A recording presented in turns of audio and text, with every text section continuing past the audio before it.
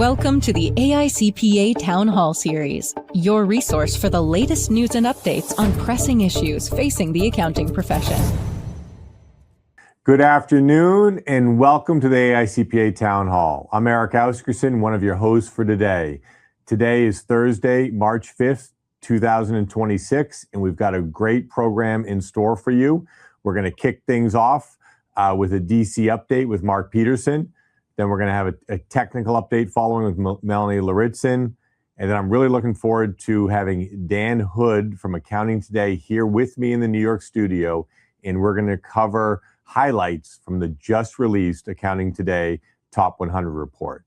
And then Lisa is going to have a session with the small firm VP at the AICPA, Stephanie Otero, kind of talking about what's going on in the small firm environment. And then we'll be closing with our usual open forum. So bring us questions throughout today's broadcast. With that, I would like to bring up Mark Peterson. Mark, it's looking, in your studio, it's looking sunny. I will report to people here in New York, it's a rainy March day, but things are beginning to warm up a little bit. Yeah, if there were windows behind us, you'd see some rain, Eric. Well, Mark, we've got a lot going on in DC. We had some primaries this week, so why don't you kind of give us the latest on what we've learned from them? We did. We're going to be exhausted by the time we get to November, Eric, but it really is starting now. And because of the narrowness of the majorities in the House and the Senate, all of this matters. So primaries in Arkansas, Texas, North Carolina. There's a retiring member of the Senate, Tom Tillis. So that is an open seat, teeing up former Governor Cooper against the former chair of the Republican National Committee, Michael Whatley. That is a pivotal. That race in North Carolina is going to be pivotal towards whether there's the potential for the Democrats actually getting back the gavel in the Senate. Again, things are very close. We're watching that closely. Texas. Big primary day in Texas. You have current sitting Senator John Cornyn up against the Texas AG, Ken Paxton. Tons of money being spent in that. Neither of them reached the 50% line, which means it's going to go to a May runoff. That's why I mentioned being exhausted. So they'll have a May runoff to see who it is that's going to face U.S. Rep. Tellerico, who got the 50% over U.S. Representative from Texas, Jasmine Crockett. So, again, all of these races are important because those majorities are so close. One of the things I will say, too, is that not only is this going to be affecting what November looks like in the next Congress, but there are some of these races, a couple House races where incumbents were defeated. You get a different attitude about things if you, for example, lose your election. And for the speaker with a 2-seat majority, if he's got to make sure that people make their flights, that nobody gets sick, and if somebody loses a primary, does it become difficult to have the votes on the floor to push things through? So even right now, these things can start to impact the production of legislation on the House and Senate floor. Well, Mark, you didn't think it could get any tighter, and it looks like it is getting tighter. It is razor thin. Well, there's a lot of volatility in the world, and that's one thing here with the town hall, playing the trusted advisor role. Here's some thinking on how to manage some of this discussion with your clients. But Mark, this is obviously top of mind with everybody in DC as well. Oh, absolutely. If we've been dealing with disruption, and we've been trying to provide resources for the memberships. Think about the disruption during COVID, and then the disruptions during the ongoing debate around tariffs. They're talking about debating congressional authority related to the president and the military actions that are going on, right now with Iran. And so what we wanted to make sure is just remind our membership that we do have resources, thinking about business resilience as we work through kind of these issues that can impact not only the practitioner, but also the companies and the clients that they serve. So we'll continue to put forward and refresh these resources as we see this play out. Thanks. Yeah, we definitely more to discuss related to that as things evolve. Yep. So Mark, also Homeland Security, actually just news that broke today related to changes at the Department of Homeland Security. Correct, with the secretary. So we still have a very narrow shutdown, impactful, but very narrow. The rest of the government got funded, but Department of Homeland Security has not been funded. I think specifically for the impact that you think about for us, obviously TSA for those that are traveling, but you also have E-Verify, Utilize for background checks for employment. It is working, but it has been impacted. There is also impact on FEMA. National disasters don't really care about what's going on in Washington. And although FEMA and the Coast Guard will have the ability to, meet emergency needs, saving lives, the working through the grant process and getting relief funds out will be delayed. And so to the extent there were victims of natural disasters that were waiting for those, it's been slowed down. And if anything happens, it will be slowed down.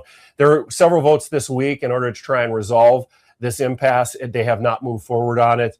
The paychecks are starting to be missed by, for example, TSA. And so the longer this takes, the pain will get more acute in several areas. But they didn't resolve it this week, Eric. And there are questions coming in.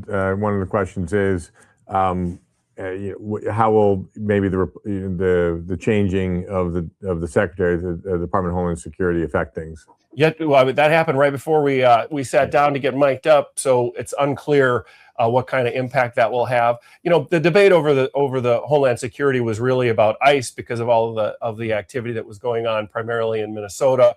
Mm-hmm. Ironically, the funding for ICE was still there because it was all in HR 1. But that's the catalyst for that, and trying to get some concessions related to ICE. That absolutely could have an impact, yet to be seen, though. We also have resources. The QR codes that we have on all of these slides are resources to try and help membership navigate, again, a domestic disruption. So ongoing, information and status related to what's going on with tariffs after the Supreme Court ruling. Well, and everybody knows the big news about the Supreme Court striking down the powers, the emergency economic powers that the White House used in order to impose those broad tariffs.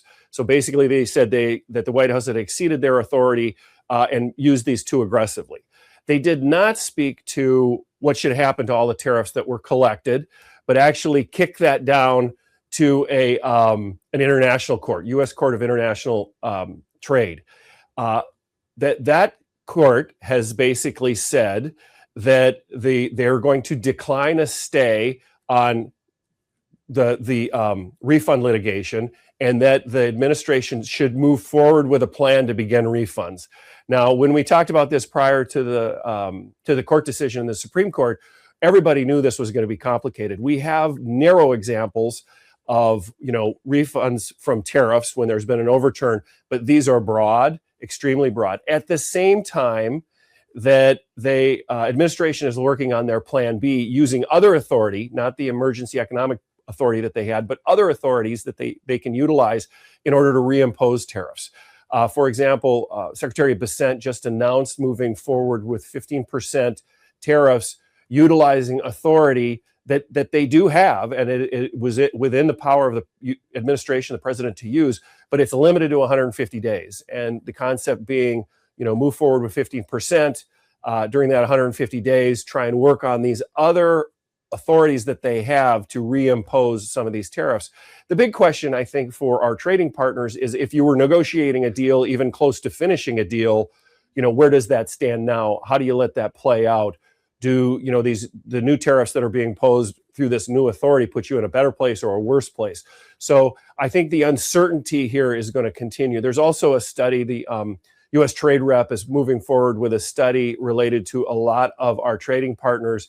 And if, in fact, the study can find that there has been some abuse related to trade or something has fallen outside of the trade agreements, they can use that authority again to impose heavier sanctions. So a lot of dynamics playing out there. The big discussion is going to be over 2,000 lawsuits. Everybody's lining up to see if they can get their money back. That's going to be the news for a little while. Well, it seems like progress is being made here related to feedback to the Department of Education here. Right. Just to remind everybody, this was focused on the cost of post-secondary education. Caps were put on it for loans from the federal government. The way they decided the caps was through these definitions. One definition was a profession. The other one wasn't profession. We were in the accountants, engineers, and architects were in the non-profession bucket. Obviously, we definitely want to talk about what do the caps look like and what's the impact on the profession, the accounting profession. But we also want to make sure that we are absolutely defined as a profession. So we had conversations with Department of Education, Capitol Hill, and the White House, and they've actually put in language that is helpful in making sure that and clarifying the intent was not to insinuate that we were not a profession. The comment period of that just closed on Monday. We, along with over 30 state societies, commented related to the open comment period. There were, again, 65,000 comments that came in for all those impacted, everything from the medical community, engineers and the architects, us. We're going to see how this plays out. We're continuing to have conversations with the White House and with Capitol Hill. Again, this language that clarifies the definitions is extremely helpful. But we also want to see if there's a place that we could make sure that it is defined that will live and be memorialized so that we can point to it as issues come up, Eric. Okay, well, this is it's great to see Jamie Dimon talking about the national debt. Everybody was. I think it was a big issue at Davos. World business leaders are discussing it. It's not just the U.S. It's not just the size of the national debt in the U.S. Many countries are dealing with. It's becoming a global economic issue. So it is something that we have some thought leadership on. If you've listened to the town halls, we've talked about this in the past. We stay out of picking tax rates, talking about where entitlements should be set. But we do know a lot about financial statements, right? And so the concept is that you bring the House and the Senate. The town hall community is not going to believe this doesn't happen, but you bring together the House and the Senate into basically what would look like a joint session of Congress. You have the Comptroller General come in and go through the financial statements. Policymakers will make their decisions for whatever the policy purpose is, but it should be connected to what is the impact on the bottom line of the U.S. government. So this legislation has been introduced in the past. We've gotten some support for it. It has been reintroduced. And by the way, this is bipartisan. There's several issues we're going to discuss today that are bipartisan. So there is some of that bipartisan activity going on.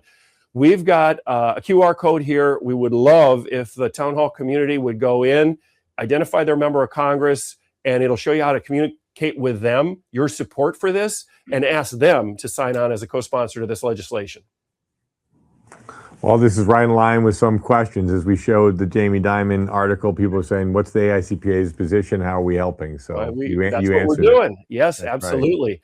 Right. And we're going to get into this more deeply with Melanie, but the Taxpayer Assistance and Service Act, TAS Act, has been around for probably 2 years now, Melanie, and it is, again, bipartisan. This has been a discussion between the chair and the ranking member of the Senate Finance Committee to come up with a series of proposals that really will kind of help taxpayers.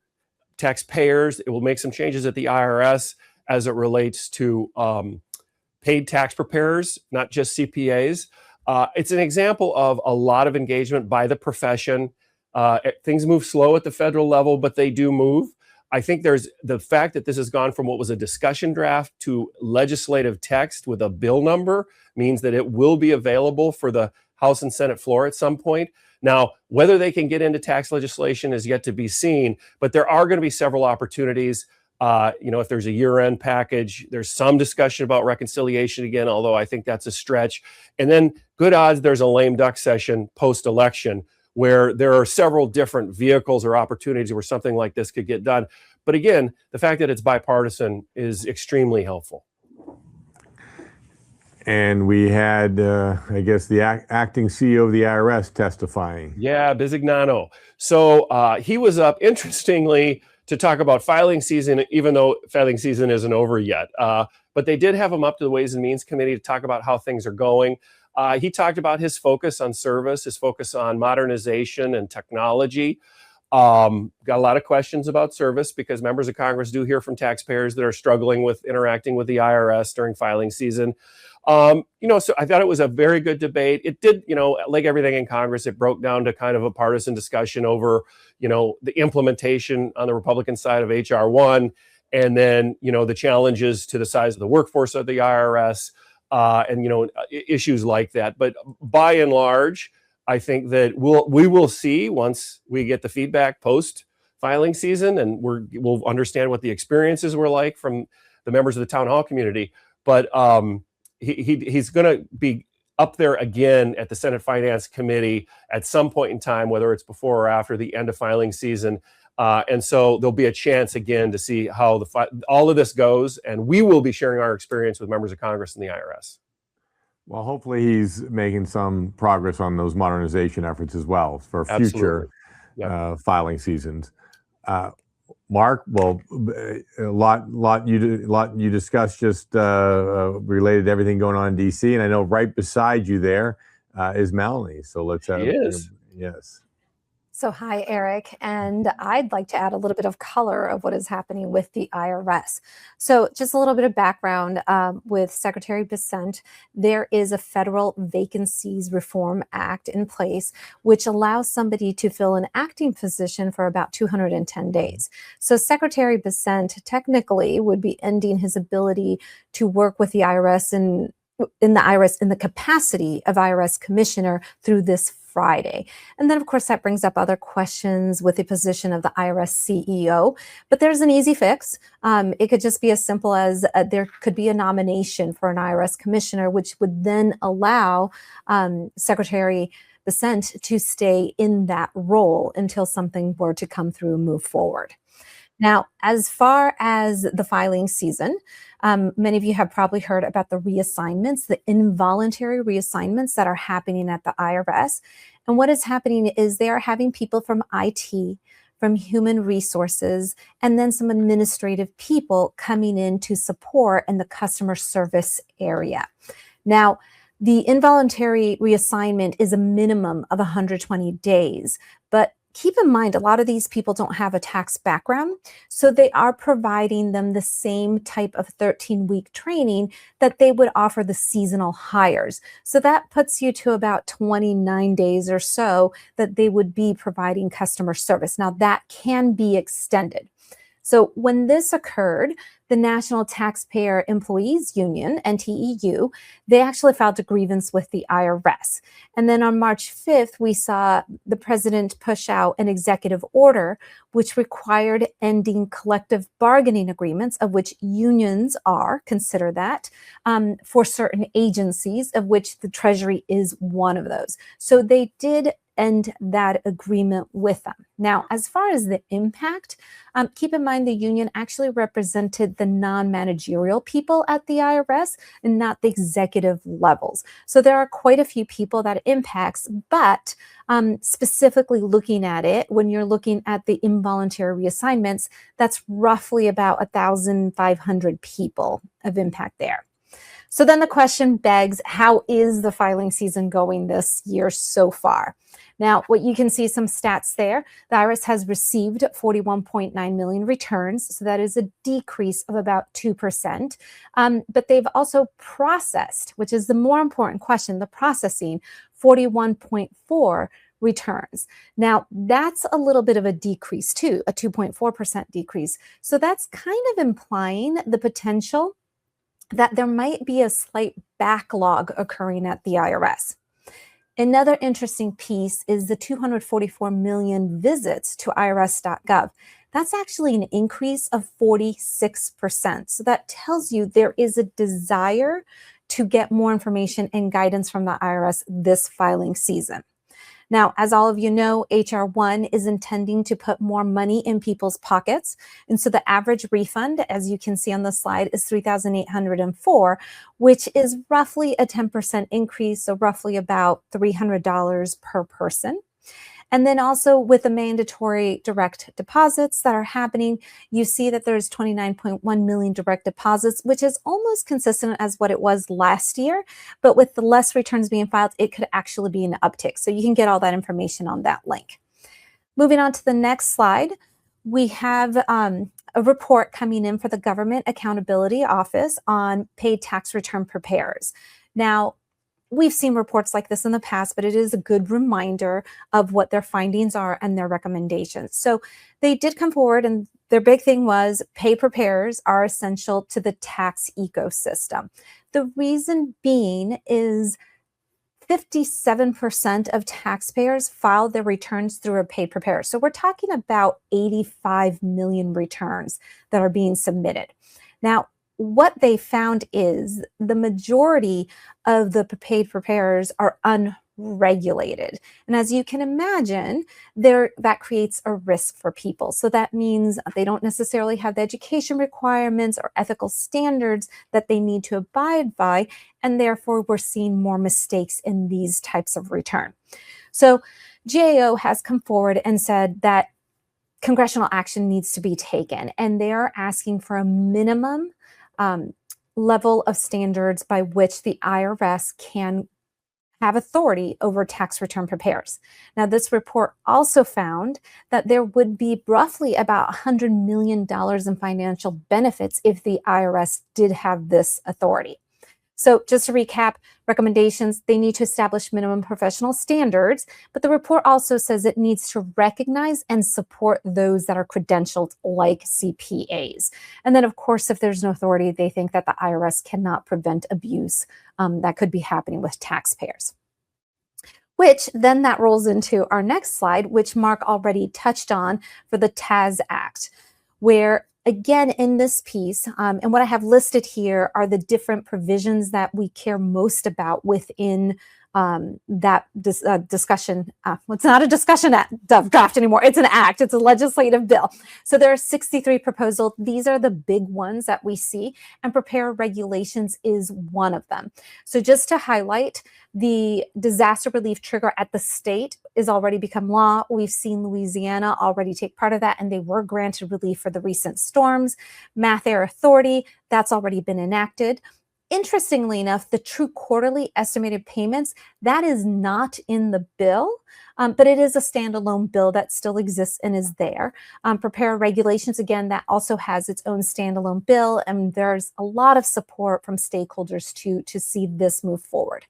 Now, the mailbox rule, that's when you file electronically, that upon that initial submission, it would be treated as timely filed. That's actually passed the House, and so it's waiting for the president's signature to come forward. Now, the big piece that we really focus on also is SAFE Act. The reason that's so important for us is it would really alleviate all the work necessary that comes with an extension. So it would allow you to be able to pay 125% from prior year to then avoid penalties associated with an extension, either due to estimates or not getting the right information. So it just would really create a lot of, it would alleviate, not only for taxpayers, but also for preparers. So we look forward to seeing this move forward. And there's a link there with more information, which then brings us to our next topic, which is our round robin. So I'm going to highlight on a few things just due to time. I definitely want to make you aware that Aon came forward with a risk alert around the United States Postal Service postmark date change. Now, as most of you know, the USPS came forward and said that the postmarking would not be happening anymore at the local offices, but it would happen at the regional offices.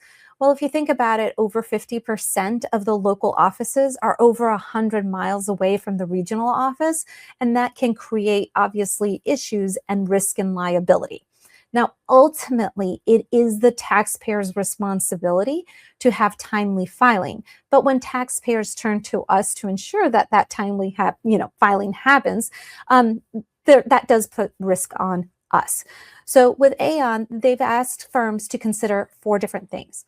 One, if you have a client that does paper file or sends paper checks, to consider moving up that internal deadline of when they need to submit and have their paperwork done with you so that then you can submit on time. The other thing is to encourage people to e-file and to make e-payments, and also to talk with the clients about potential risks that could be there inherently by paper filing. But the one thing they also say is to make sure that you are getting proper postmarks on these returns that you're submitting. And what they talk about is, in that guide that the Postal Service came forward was, yes, you can walk up to the counter and get that manual postmark on it. But ultimately, none of that will matter if the return never makes it to the IRS. So they're saying that the most thorough and complete way to ensure and have proof that this return was filed timely, even if it doesn't make it to the IRS, is through certified mail, which is a best practice for all firms. So please take a look at that alert soon for it. Now, the other thing that I do want to connect with you guys on has to do that the IRS released the final Schedule 1A.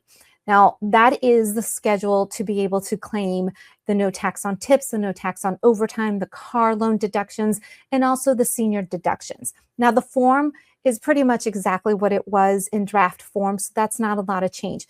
But the key takeaway is to look at the instructions of the form.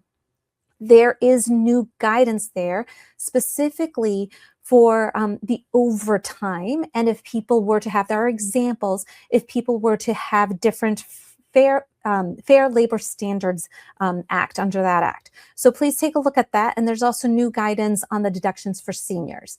So with that, Eric, I turn it back over to you. Thank you, Melanie. Look forward to having you join in open forum, and we'll definitely try to take a couple of these questions that have come in. So with that, I'd like to welcome Dan Hood to the New York studios. So you can do a group shot here. Dan is, as you all well know, is the editor-in-chief of Accounting Today.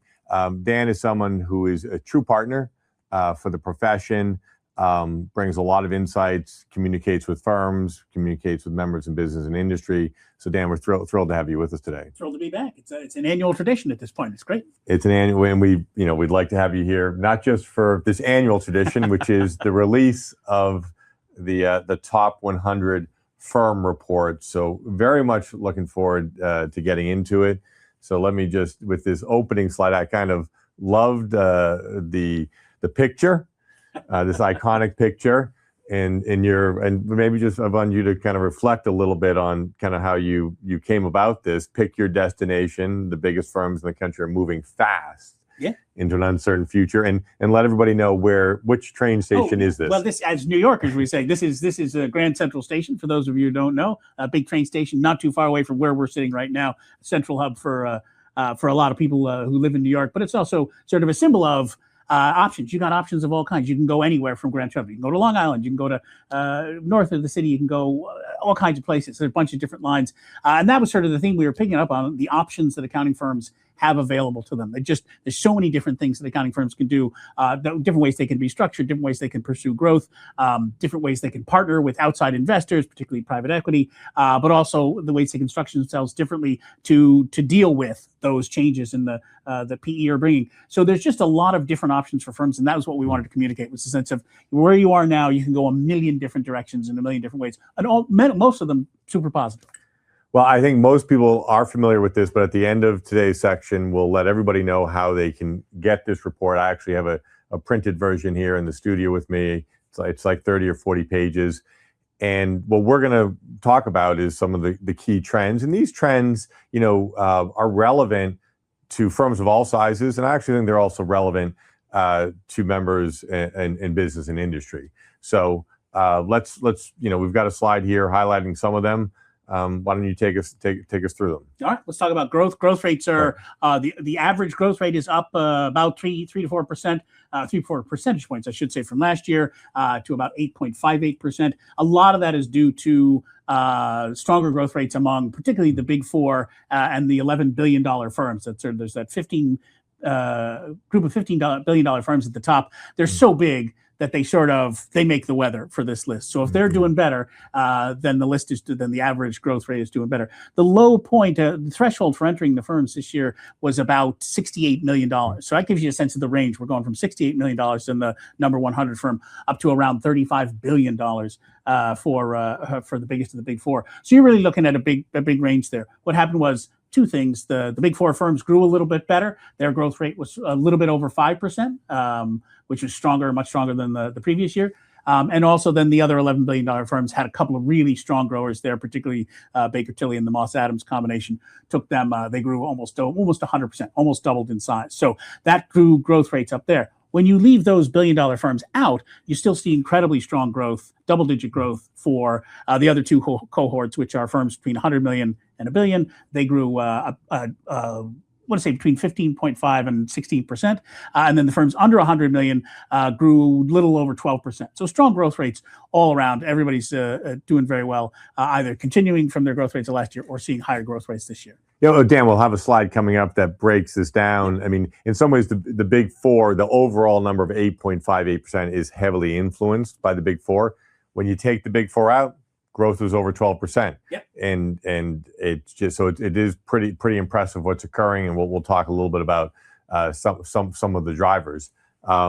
Where actually we're going to be covering a number of these other points as we move through a few of these slides. So maybe just you noted here that you had 11 firms at $1 billion and above, right, plus the big four. Yep. And then we decided there was one firm that was rather close.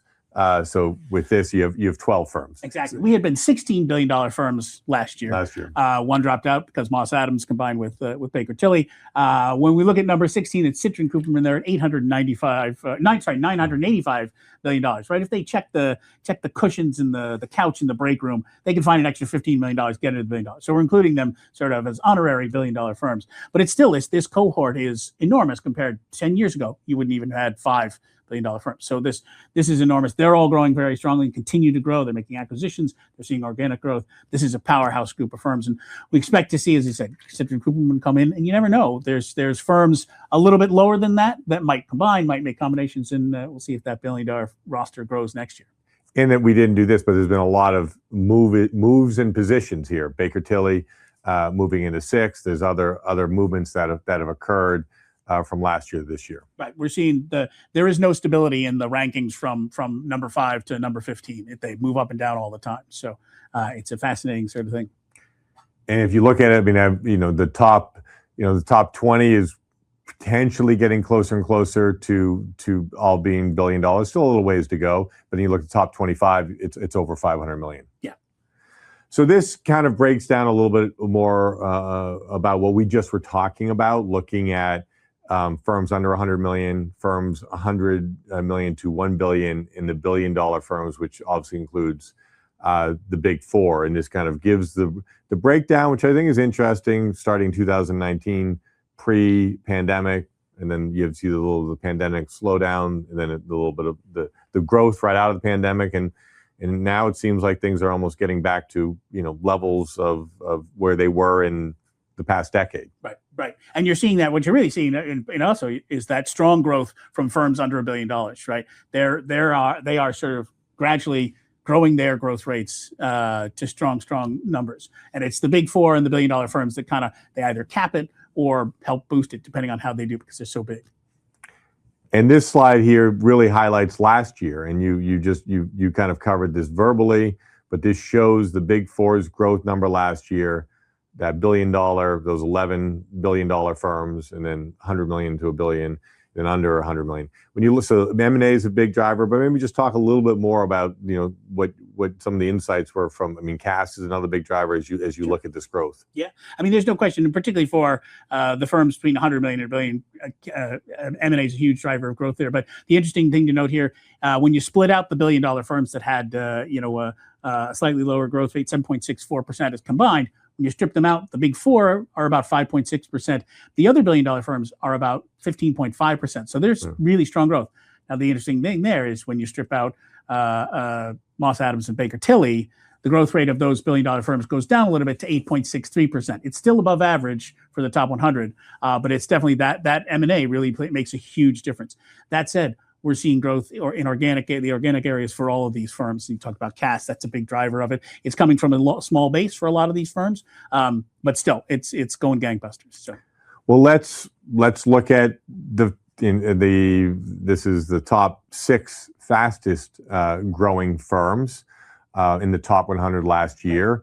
A couple of comments. 2 of these firms were not in the 2024 list. Right. That Richie May, who had the highest growth, and then Prosperity Partners. These other 4 firms were Baker Tilly. We've been talking about that. They're PE backed, and then Ascend, Springline Advisory, and Crete. These are, some people call them platform firms, where they're doing roll-ups. They go out, they acquire a bunch of other firms, but those firms still operate under their own names, but they're operating within a framework provided by the platform. So it's not a straight-on acquisition. But what's interesting is we do an overall fastest growing firms list that includes not just top 100 firms, but all of our regional leaders as well. Of those 26 firms on that list, 23 have taken some kind of outside investment. Either they're working with a platform firm, like you mentioned, they've been straight up acquired by a single PE advisor or a PE investor, or they have some other kind of outside investment. So it gives you a sense of, for growth rates, they're being driven a lot by those outside partnerships, mostly PE based. That's really what's driving the high growth. I want to just mention the one firm that's not included in this list because they're not a top 100 firm, but they are the #1 fastest growing firm from our list, was Allen & James Partners. They grew something like 330%. Then they're PE backed, but they're still below the threshold for the top 100. But it just gives you a sense of what's really turbocharging growth around the profession, is that outside investment. Yeah, outside investment. We got a lot of questions coming in. Organic, outside investment. It's a combination. It's a combination of both. Clearly, the M&A is driving it. A couple weeks back, we had Jeff Weiner on, who was the former CEO of Markham. I know you're talking to a lot of firms. When you look at what are they telling you on how things are functioning differently potentially in these PE backed firms? One of the key things we hear a lot about is there's a lot more reporting. Mm-hmm. And there's probably a lot more reporting and then a lot more accountability, but probably not at the same level. Right? The reporting is heightened. They're people are really looking at their numbers and saying, what are you focusing on? What are your KPIs? You got to let us know on a regular basis. And then using that, they're creating more accountability among partner groups. A lot of accounting firms have I don't want to say struggled, but talked a lot over the years about accountability and how do you make sure everyone in the firm is doing what we need them to do. But everyone's a partner, so it's kind of hard to make everybody toe the line. I think we're seeing a little bit more of that in the PE-backed firms. They're setting goals and they're holding people to them more strongly. That's the reporting we're getting sort of initially.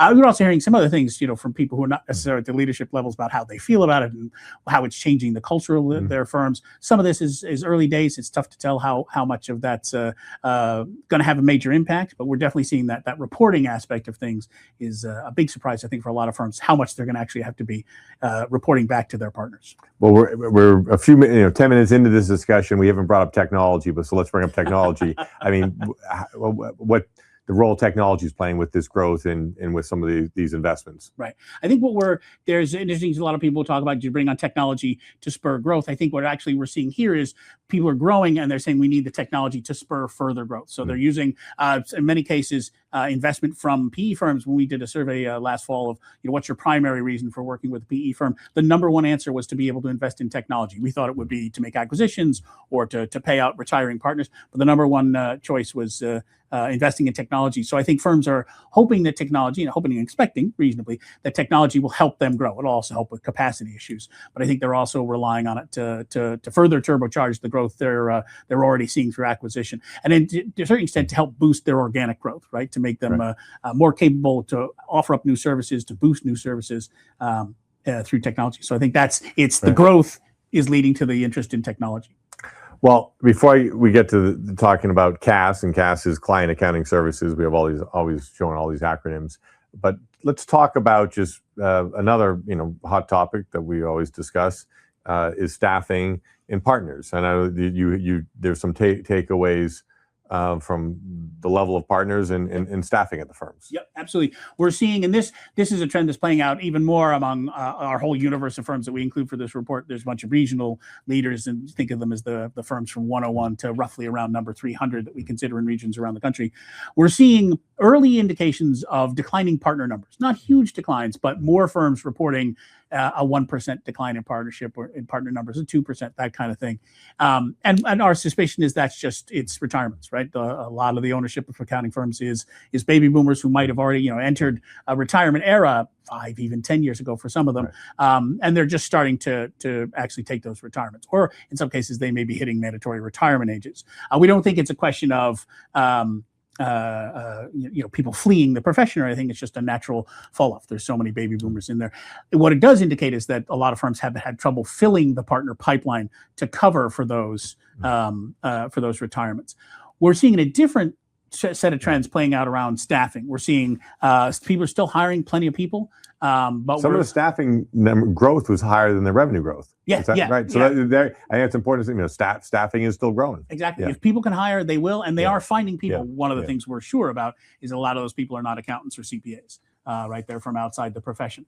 But yeah, there's still plenty of room for firms to find people. It can be a little more difficult, and it may mean expanding your idea of who you can hire, like I said, beyond CPAs or accountants.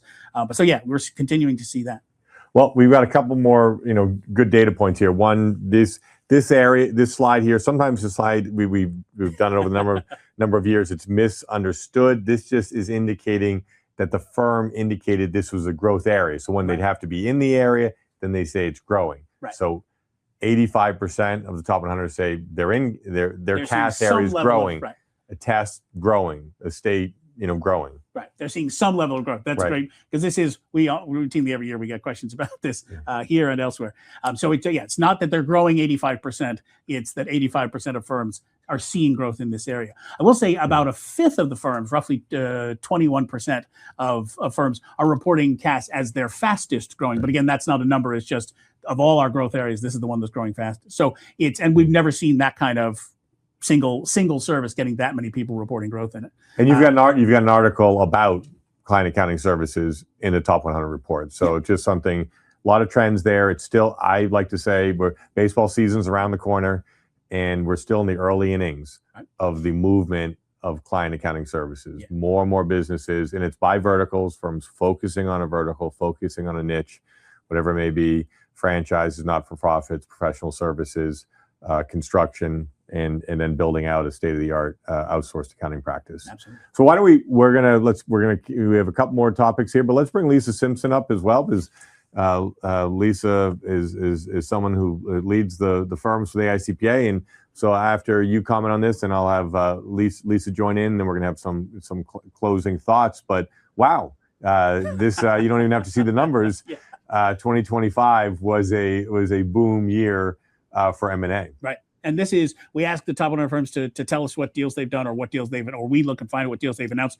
This isn't obviously comprehensive, because there are some firms deals that just never get announced. But for the past 4 or 5 years, it's been between 110 and 120 deals reported. This year, 225. I mean, that just gives you a sense of how big M&A is in the profession these days. It's just more or less kind of doubled in 2025. So huge driver there, and a lot of that's obviously being driven by PE-backed firms that are out. They've ramped up their acquisition engine to a huge degree. Lisa? Yeah, I think it's really interesting to see some of the firms that have combined at one time. So you've got examples like Richie May, who brought in 5 firms at once. Soren, who created a top 100 firm by combining multiple firms, and they're operating under one firm name, different than a platform operation. So M&A is certainly a strategy for a lot of firms, but firms are finding growth in other ways as well.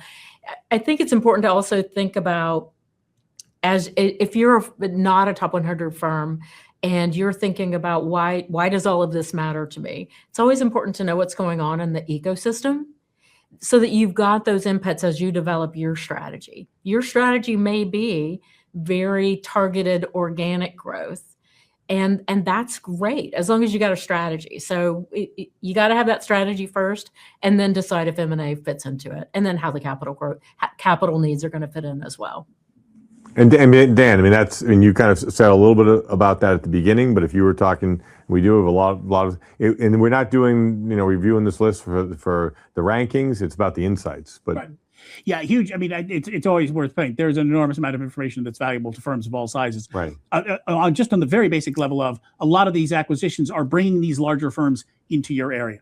You may have thought, oh, well, no one's practicing either in my niche or targeting my types of clients or targeting my geography. But all this M&A means that firms are expanding. They're reaching into new areas they've never reached before. They're trying new things. That alone makes it of interest because that means they may be competing with you. But there's also tremendous insights we get from the top 100 and smaller firms about their growth strategies. And there is a huge amount of relevant material there in terms of the intentionality with which the top 100 firms approach growth and the strategies they're applying to it, the number of different strategies they're bringing together to combine. It's not just M&A, it's a bunch of other things. This year's big focus is client service and managing clients and figuring out better ways to find the right clients and to bring them on board and then to make sure you're delivering the things they need. So that's a huge focus for firms this year. Doesn't mean they're ignoring all the others, but it's a big one they're trying. So there's a lot of, I think those things apply at all levels for all sizes of firms. Well, excellent. And go ahead, Lisa. Yep. I was just going to say, Dan, one of the things that I picked up on as I was reading the report, which is always one of my must reads, was the focus on talent. A lot of folks might think that the talent pressure has lessened a little bit, but you pointed out firms are still hiring, and they're thinking about making that major investment in leadership development, upskilling, so that their folks are able to use the technology that we're empowering with to move upstream and perform those advisory services. They're thinking about compensation still, which is great. We don't want to take our foot off the gas in terms of making this an attractive profession. And I loved one of the quotes, which was basically, happy staff lead to happy clients, which should lead to happy partners. So I love the fact that firms are still focusing in on their people as they look at talent, or technology, expanding services, M&A, et cetera. So it's good insights. Well, Lisa, now is the perfect segue into the small firm segment. So just for the listeners here's a QR code to get that report. And this is a great slide that's in the report showing the past 30 years. It shows the strength of the overall service that's being provided by these firms to the market.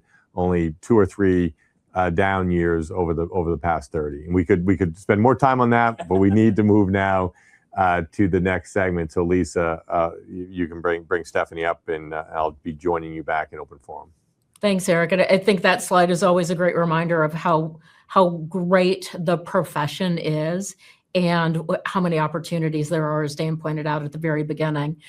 So many options of how to be a CPA, what being a CPA firm looks like.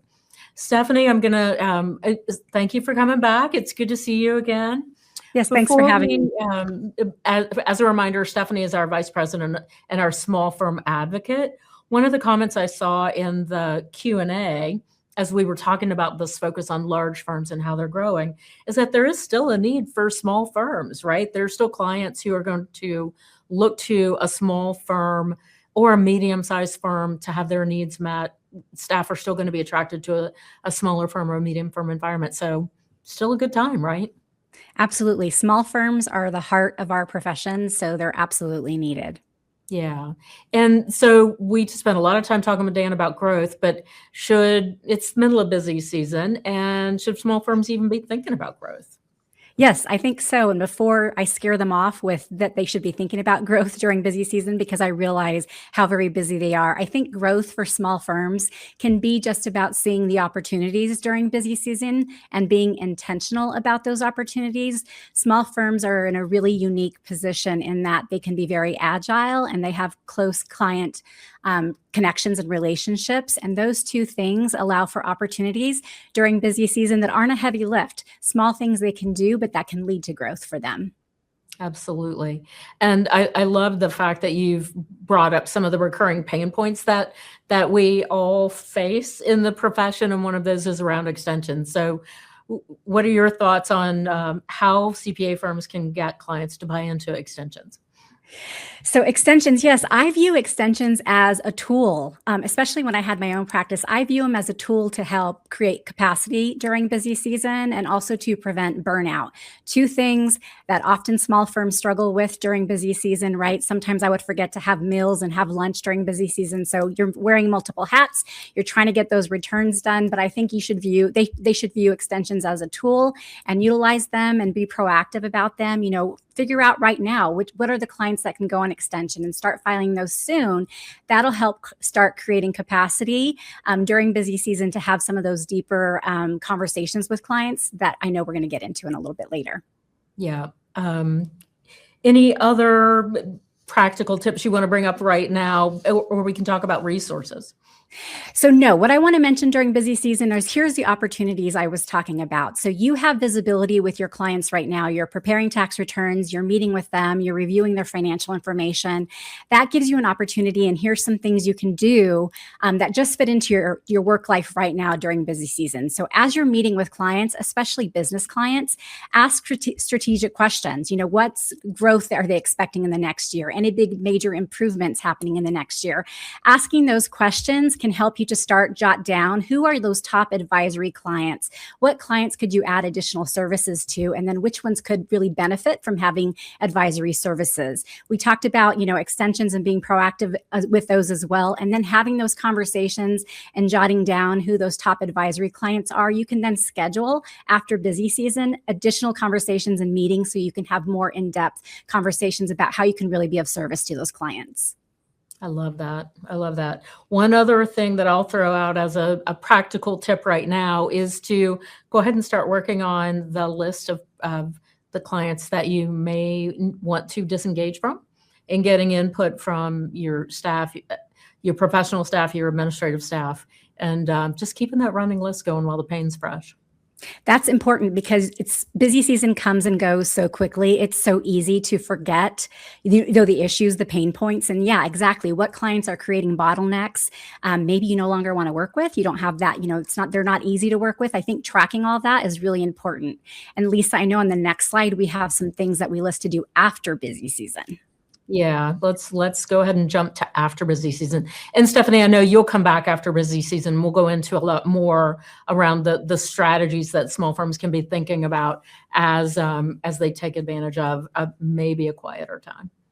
Exactly. So some things I can do after busy season is, as you've been tracking down maybe those clients that do cause some pain points in your firm, is then reevaluate the clients after busy season. It's a great time. I know when I first started my firm, and then 5 and 6 years later on, as I was into my firm, clients that I initially took on as clients were no longer a good fit for me. They were no longer growing as I was growing and evolving. So I think it's a great time to reevaluate. It's also a good time to revisit fees and pricing. Oftentimes we may choose a certain price for a client, but then realize their tax return was a little more complex, more involved. So it's a great time to reevaluate so you don't miss that for the next busy season. And then also a great time to figure out how you're going to package advisory services into your offerings as far as pricing. Set some growth strategies. They don't have to be big things. The things we're talking about today are small, being intentional about things as you're going through busy season. Again, evaluating those bottlenecks, determining where you can fix those, so you can add capacity for the next busy season. And then you mentioned resources, and I know we have another slide, but we have a ton of resources and toolkits to really assist small firms as they're looking into growth opportunities. I'm going to key in on one word that you talked about, which is intentional. And I think that being intentional is it's kind of hard when you're wearing a bunch of different hats. But I think the small firms that I'm talking to are really digging into ideal client profiles, looking at the clients that you brought up that are ready for advisory relationships, not just focused on the I'll see you next year when it's time to do my tax return kind of relationship. So I love that word, intentional. You mentioned resources, so let's go to the next slide and take a look at some of those. And again, we'll come back to those, but do you have any favorites that you'd want to pick out of this one, Stephanie? Yes. So first thing I'll mention, it's not listed here, but I know it was spoke about at the last town hall, and that was the burnout prevention toolkit. So just a reminder, busy season, it's so easy to deplete ourselves. It's hard to fill other people's cups when our cup is empty. So looking at that prevention burnout toolkit, I would really recommend. We have some other toolkits here. PCPS stands for our private companies practice section. I will never stop preaching PCPS for small firms to join. PCPS, most of their tools and resources are really geared for small firms. So it's a great benefit. And we also have community within PCPS. So I always recommend that to small firms if they aren't already a member. And then we also have a tax and financial planning advisory services toolkit, as well as financial planner. And if they're looking into personal financial planning, there's also a checklist there listed as well. So hopefully these can help after busy season, some resources they can look at to help them with their strategy and with growth. I'll just say go ahead and join PCPS now. That'd be great. But I'll point out that tax and financial planning advisory services resource that we've got linked there, that the 2026 planner is really helpful in terms of kind of mapping out what we talk about when we're saying financial planning. It doesn't mean selling investments or making them buy life insurance policies. It's really just about creating that holistic relationship with the client based on and by understanding what their goals and objectives are. And I think as we talk about intentionality, finding those clients that are interested in that relationship is a really big benefit. Absolutely. Stephanie, I think that was a great reminder of some things that they can be doing now in the middle of busy season. Start keeping those lists running. Put them on the whiteboard in your office, or just keep an open note on your laptop. With that, Eric, I'll invite you back and we can move into open forum. Okay. Well, yeah, great session there. A lot of good insights. So thank you, Stephanie and Lisa. And we've got plenty of questions. We got close to 14,000 with us on this early March day. So Lisa and Melanie, I don't know if there's ones that you picked out. I'll just a broader one. Mark, you've heard this one before, but with some of the information getting to practitioners and getting to filers later, and other issues with meeting the tax deadline, where do things stand on a push out of that tax deadline? No, we've had this discussion for many years, haven't we, Melanie? And it divides the membership. We have half the membership that says don't move it, and the other half can't decide on when to move it to. So it's extremely personal, and there is just the reality that Congress is not going to move it. During COVID, there could be some special circumstances where something may happen, but the reality is it's just not going to get moved. And so things like the SAFE Act, we're looking for other things that we can do to try and help mitigate the pain outside of moving the deadline. But it's not practical. I don't think Congress will consider it. And a lot of members complained to you about when they moved it to July, Mark, right? So, oh, yeah. Yes. Yes. I heard from them. Yes. Lisa, Melanie?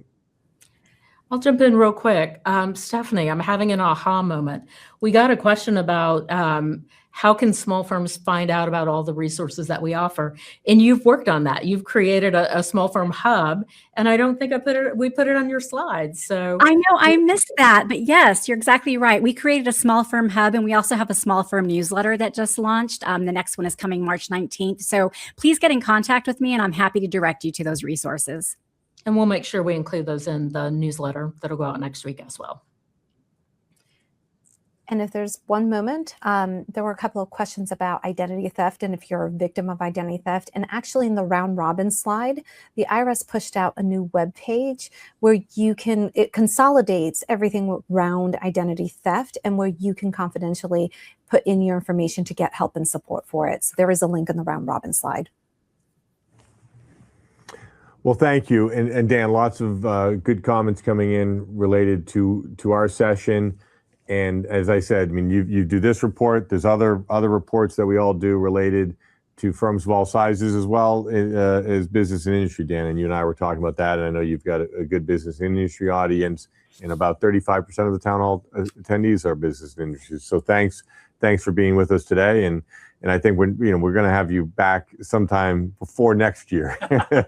Listen, I'm happy to be here once a year. Thanks for having me. Thank you. So with that, Lisa, why don't you and I take the town hall community through these closing slides. We've got some good resources. Here's a great resource. We've got this tax research program that we've rolled out. Our partner Blue Jay is offering a complimentary 7-day trial. You don't have to provide a credit card or anything. You can just go utilize this tool and try it out. We're seeing a lot of what I would call productivity and value gains. It's efficiency, but this is, when you look at Gen AI, I think it's going to be about a lot more than just efficiency. It's about increased value. Lisa, any comments? Absolutely. The way Gen AI and tools like BlueJay can help you identify opportunities, identify conversations to be having with your clients. Back to what Stephanie was talking about, it's a game changer. Yeah, so you use that link and you can be in business and industry and leverage it, or you could be in practice. Here's some other resources. We talked about client advisory services and how that's the highest, signaled as the highest growth area in many of these firms. So here's some best practices and case studies related to client accounting services. Continues to be such a growing area and such a needed area. So many of our small clients need those. So many of our medium firm clients need it. And it's just a great way to, again, create a relationship that moves beyond that compliance aspect. Really quickly, for our A&A friends in the audience, wanted to highlight a new resource from COSO, which is the Committee of Sponsoring Organizations of the Treadway Commission. It's been around for quite some time. AICPA is one of the 5 supporting organizations.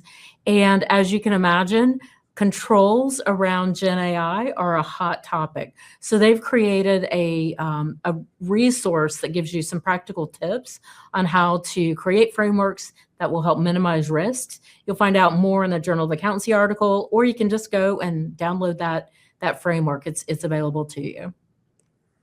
So thank you, Lisa. The next town hall will be March 26th. So look forward to being with you then. Thank you for joining us today.